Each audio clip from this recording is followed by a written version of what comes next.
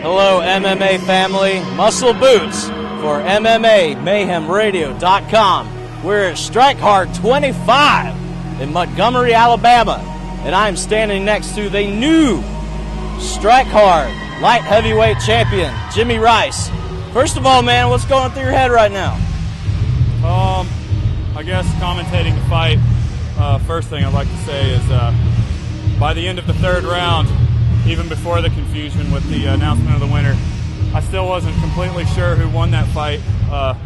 For me, this personally wasn't a windfall victory as much as it was a learning experience. I hope to accomplish a little more with my stand-up. My cardio was there for me. Chase felt a little bit stronger than me. He's a pretty strong guy. He's a brown belt and I'm a purple belt, so he had me a little bit out-jitzed.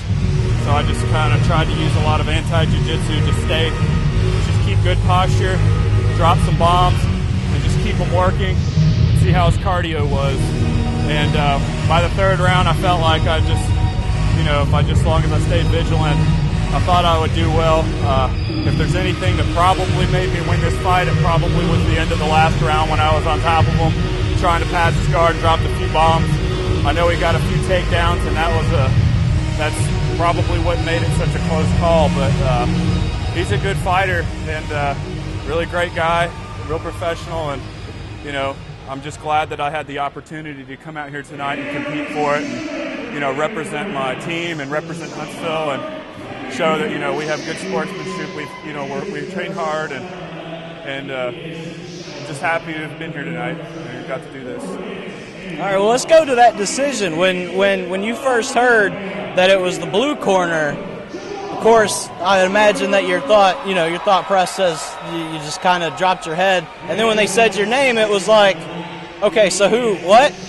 Like, what was, like you said, it was that close. Did you think you'd won it? It didn't surprise me either way.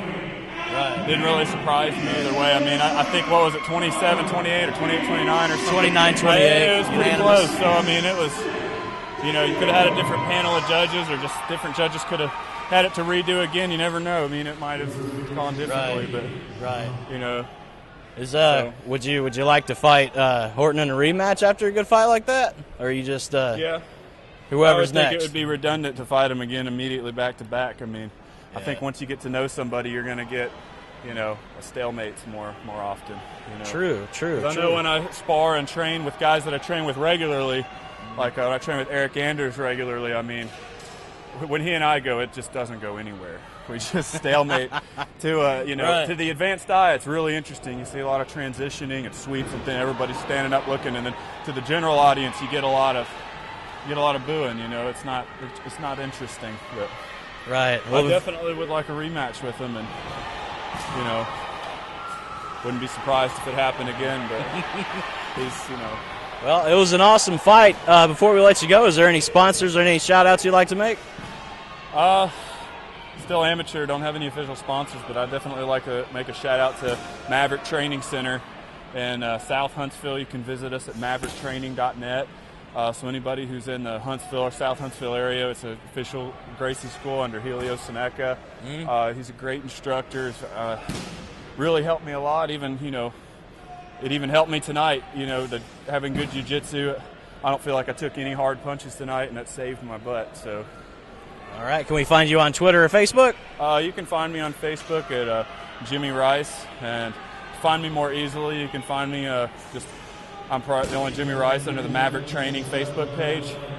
So, all right, folks. Well, there you have it. The new Strikehard light heavyweight champion, Mr. Jimmy Rice. And don't forget to check us out on Twitter at MMA Mayhem Radio.